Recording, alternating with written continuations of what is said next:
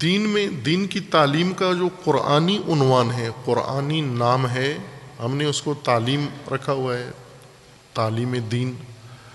قرآن میں تعلیم کا لفظ بھی استعمال ہوا ہے حکمت کے لیے، کتاب کے لیے، لیکن ساتھ ہی اس تعلیم کی نوعیت اور کیفیت کے لیے بھی قرآن کریم نے عنوان ذکر کیا ہے، اور وہ ہے تفقہ،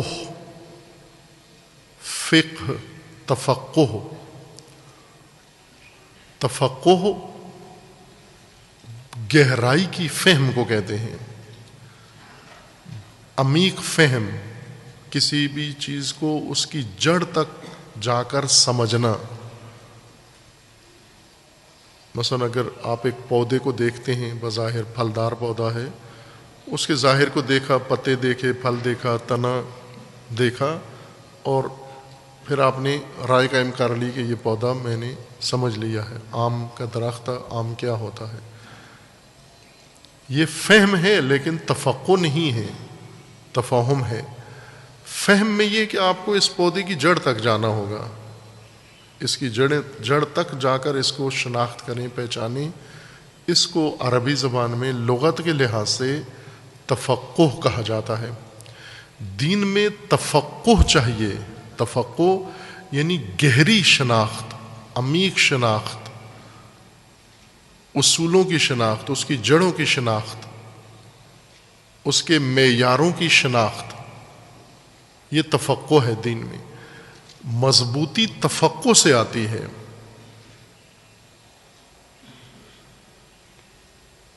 تعلیم دین تفقہ کی شکل میں ہو، تعلیم دین جو طوطے کی شکل میں ہو، جو صرف رٹا لگا رہے ہیں، جو پاکستان کا میڈیم ہے، انگلش اردو دونوں کا مشترکہ میڈیم رٹا ہے، کہ آپ جتنی کتابیں ہیں رٹا لگا لیں، رٹا لگا کے آپ پاس کر لیں، اور رٹا لگا کے آپ امتحان دے کے ڈگری لے لیں۔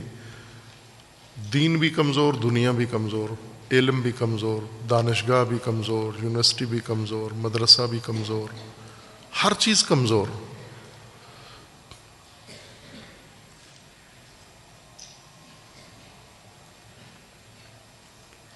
یا ظاہری طور پر ایک نصاب پڑھ لیا، ایک دورہ، ایک استاد نے کتاب ختم کرا دی، کتاب پڑھ لی ہے، لیکن کتاب میں موجود علم وہ ذرا بر سمجھ میں نہیں آیا۔ علم نہیں، کتاب پڑھنا، علم اسی طرح بیکر موجود ہے، ذہنوں میں منتقل نہیں ہوا۔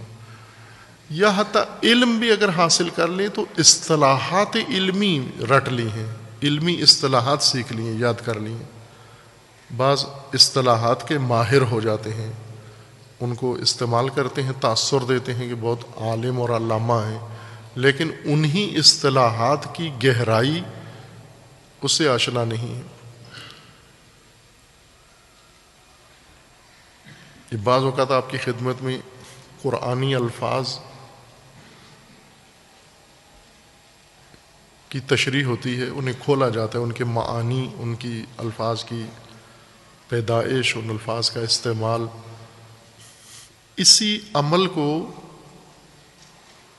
فقہ اللغہ کہتے ہیں۔ فقہ اللغہ یعنی کسی بھی لغت یا لفظ کی جڑ میں جا کر اس کی بنیاد کو پہچاننا، اس کے معنی کی بنیاد کو پہچاننا، اس لفظ کی بنیاد کو ڈھونڈنا، تلاش کرنا، اس بنیاد تک جانے کو فقہ اللغہ کہتے ہیں۔ یہ فقہ اللغہ ہے۔ یہ لفظ اس معنی میں کیوں استعمال ہوتا ہے، کیوں یہ معنی اس لفظ کے لیے مخصوص ہے، یہ فقہ اللغہ ہے۔ اسی طرح فقہ دین ہے، فقہ الاسلام ہے، فقہ القرآن ہے، فقہ الحدیث ہے، یعنی گہرائی میں جا کر، عمق میں جا کر، باطن میں جا کر اس شے کو سمجھنا۔ اس سے دین میں مضبوطی آتی ہے۔ مضبوطی ہمیشہ گہرائی سے شروع ہوتی ہے، عمق سے شروع ہوتی ہے، سطحی پن سے نہیں آتی۔ مثلا آپ کا حافظہ بہت قوی ہے، آپ نے بہت ساری چیزیں حافظے میں محفوظ کر لی ہیں، حفظ کر لی ہے۔ جیسے قرآن کریم حفظ کر لیتے ہیں لوگ، قرآن حفظ کرنے سے دین مضبوط نہیں ہوتا، انسان کا اپنا ایمان مضبوط نہیں ہوتا. اکثر حافظ عام آدمی سے زیادہ متزلزل ہوتے ہیں دین کے معاملے میں، دین ان کا قائم نہیں رہتا.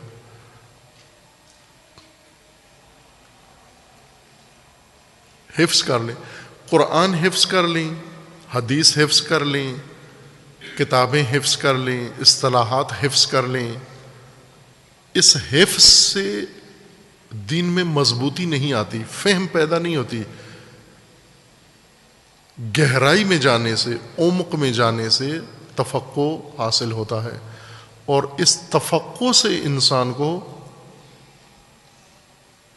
حقیقت دین منکشف ہوتی ہے اور دین مضبوط انسان کی گرفت میں آ جاتا ہے، اور انسان کا دل، انسان کی عقل، انسان کی فہم کی گرپ اس کے اوپر مضبوط ہو جاتی ہے. یہ دین جو تفقہ سے حاصل ہوا ہو مضبوط ہوتا ہے. پھر سامری آ کے انسان کو بہکا نہیں سکتا. مثلا باب توحید میں کوئی آ کر آپ کو بہکا نہیں سکتا. اگر آپ نے باب توحید درست سمجھ لیا ہے، تفقہ کر لیا ہے، فقہ توحید کی ہے، یعنی جڑوں میں جا کر اس ریشہ توحید کو جا کر درک کیا ہے آپ نے، پھر آپ باب توحید میں بہت پختہ ہیں. اور یہی وزان و قیاس ہے تمام دیگر ابواب علوم کے اوپر، دین کے علوم کے اوپر. لیکن یہ تفقہ کا زمانہ، تفقہ کی مہلت نہیں ہے ہمارے پاس. اس وقت جو ہماری حالت ہے وہ ہے چڑیا والی. چڑیا ایک پرندہ، فعال پرندوں میں سے ایک چڑیا ہے.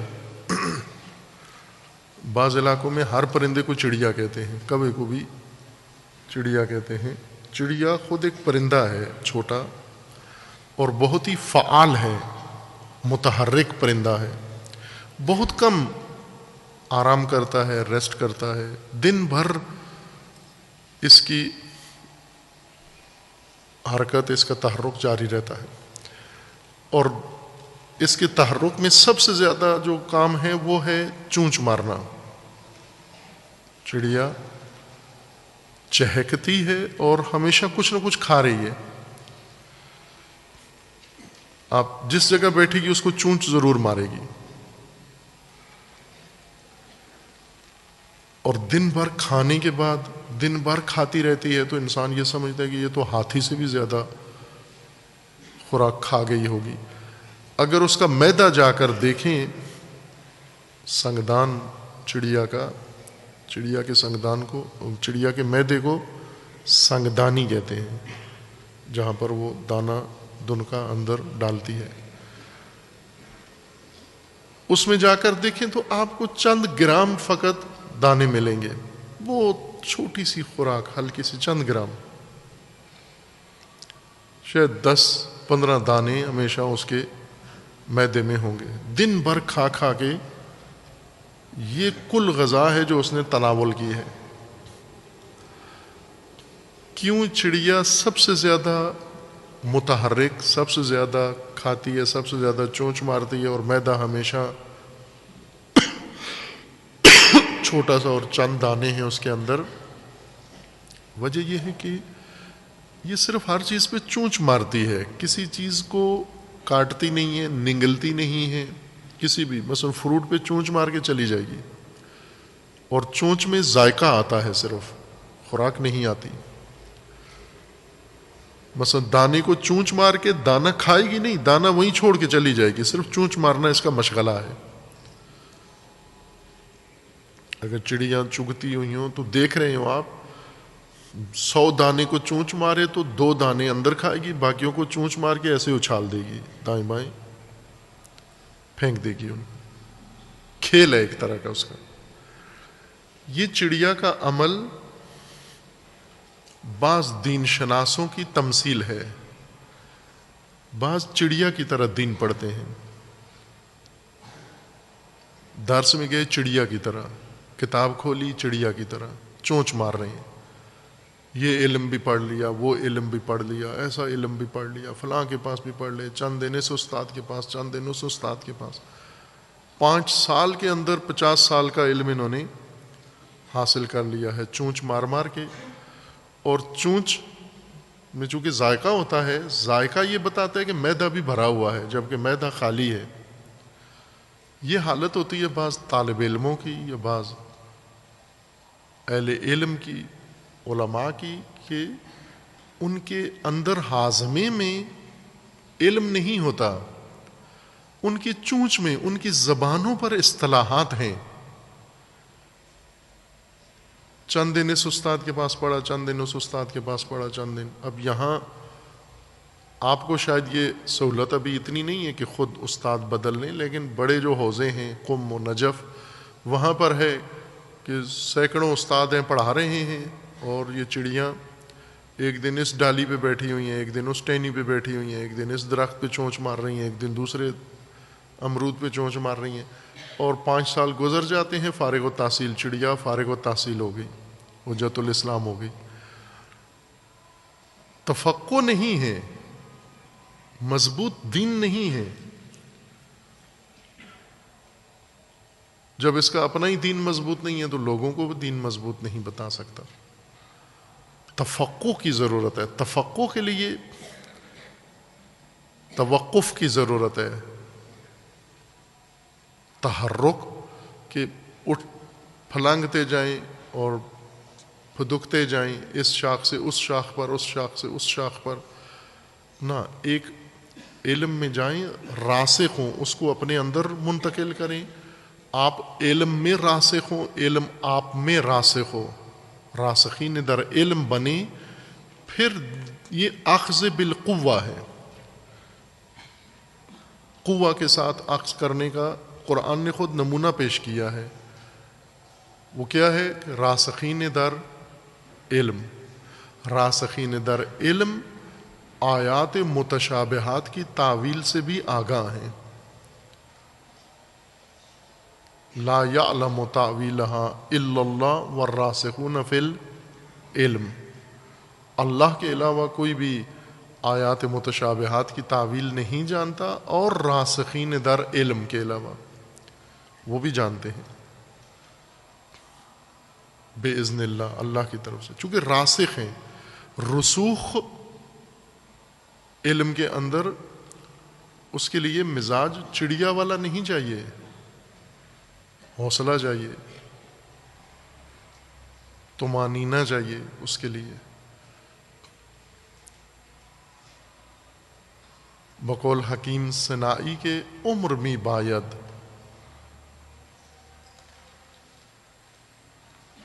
تا سنگ اصلی ز آفتاب لعل گردد در بدخشاں یا عقیق اندر یمن. سالہاں باید، کئی سال چاہیے تاکہ ایک پتھر سورج کی روشنی سے بدخشان کی سرزمین میں لعل و یاقوت بن جائے، یا پھر یمن کی سرزمین میں عقیق بن جائے، قیمتی پتھر بن جائے. معمولی پتھر کو قیمتی پتھر بننے کے لیے کیا چاہیے؟ سورج کی گرمی اور حرارت. کتنی؟ سالہاں باید، عمرہاں باید. چڑیاں کبھی بھی قیمتی پتھر نہیں بنتی. رسوخ در علم، تفقع. اور یہ تفقع عمومیت رکھتا ہے. قرآن کریم کا حکم ہے کہ سب کے لیے تفقع واجب ہے. یہ فہم دین، گہری فہم، عمیق فہم، تاکہ دین مضبوط لینا ہے. خذوا ما آتیناکم بقوۃ، اس کو مضبوطی سے لو. پھلانگنے سے دین حاصل نہیں ہوتا.